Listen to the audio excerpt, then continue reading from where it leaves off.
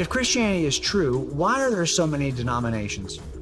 When I first became a Christian, I remember driving down the streets of Los Angeles County and seeing, because I wasn't sure where to even go to church, right? But there were a lot of options. I mean, there was all kinds of denominations of church, Christian church in Southern California. And I thought, if Christianity is true, wouldn't there just be like one place to go to get it? I mean, why are there all these different denominations? I can see why people might think that variety of different opinions might actually demonstrate that Christianity isn't true. But even as an atheist, I recognize that, to hold a view, and if humans hold it, there's going to be all kinds of variety about their views. That tells you more about humans than it does about any view held by humans, about any claim embraced by humans. Atheism also divides into a number of different camps: strong atheism, weak atheism, implicit atheism, logical atheism. You can go on and on. Every view held by humans eventually starts to break down into different camps, because that's who we are. That's our nature as prideful, rebellious know-it-alls. We all are. We all struggle with that, and it takes every view. It's kind of the equivalent of saying, hey, the USA isn't true because there are 50 states. The fact that there are 50 different views about how you ought to govern locally within the larger thing called the United States just demonstrates how if you give people enough time, they will divide over any claim, true or otherwise. The fact that there are many denominations of Christianity does not bother me, because I know that's how people do things. But let me give you something else to think about. You believe in the existence of the universe, right? I do too. You realize, though, that cosmologists are wildly divided on both how the universe got here, how it sustains itself, and why it looks fine-tuned. The number of theories about the emergence of the universe, from Big Bang cosmology or any kind of cyclical cosmology, or you name it, multiverse theories, quantum theories, there are a number of ways that physicists divide. This is their division over their notions related to the universe either nullify the existence of the universe or even the validity of their work as scientists? Of course it doesn't. This is the nature of who we are as people, right? Even when we embrace something as true, we will divide over how we interpret that something. This is also true for every worldview, including Christianity. Let me give you one last thing, though, to consider as you respond to this objection. Why would you be surprised for a moment that we wouldn't disagree? I think I'd be more shocked if we had agreement, and I would suspect something's up if a set of people agreed over a long period of time on every single detail than if they disagreed. Because again, it comes down to our personal likes and dislikes, the differences between people, and that ugly little thing that divides all of us repeatedly called pride.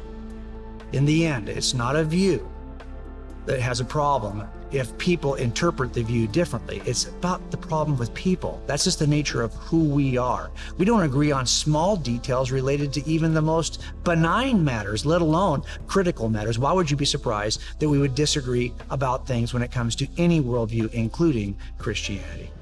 Is the Bible full of contradictions? You can't help but read the scriptures, especially in the New Testament, where you have parallel accounts, right? You have the 4 gospel authors. They are all writing about the ministry of Jesus. But if you compare those ministries, put them parallel to each other, you will see that those 4 accounts are different. Are they contradictory? Are they making claims that contradict one another? If that's the case, you know that when somebody contradicts himself in a criminal trial, I'm going to basically consider his testimony unreliable. But is that what's happening here? Are the gospel authors contradictory? Or is it a matter of variations that aren't really contradictory at all, but they are different? Differences do not make contradictions. And we have to be very careful when we look at that. And I never flinched for a second, I will tell you, as a new investigator of the Gospels.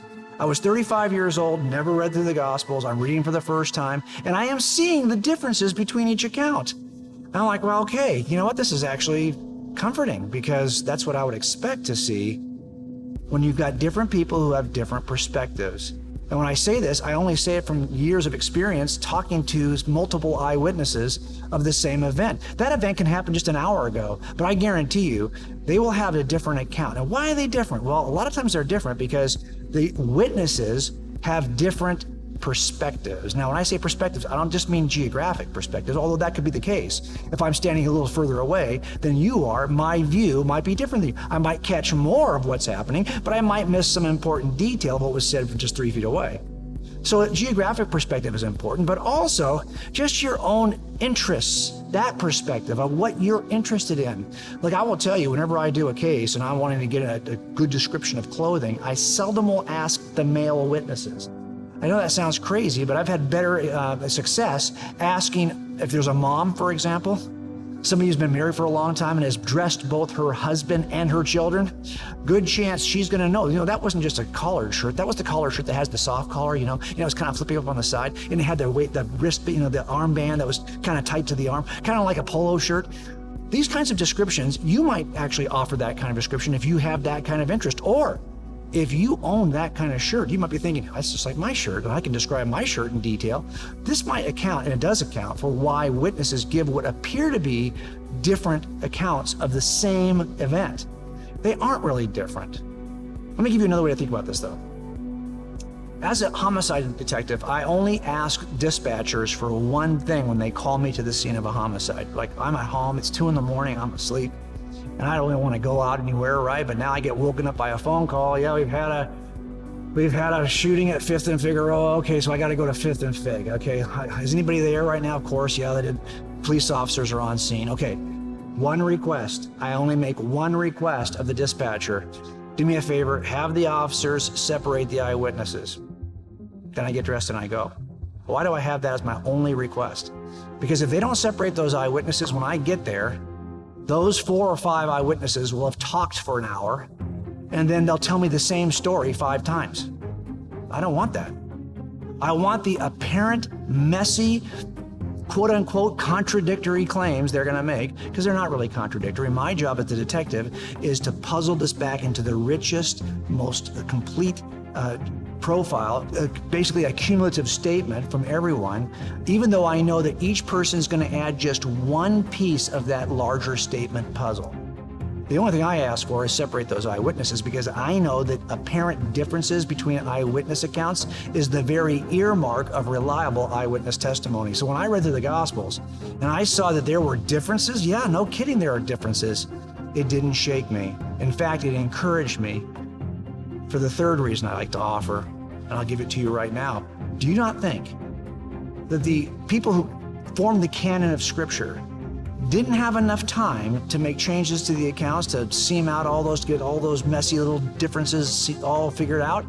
They could have gotten rid of certain gospel accounts or just changed them to make sure they were all word for word identical. Do you really think that skeptics of the Gospels, if they had 4 identical word for word accounts, would think that they're actually more reliable? No, they would say this is clearly collusion.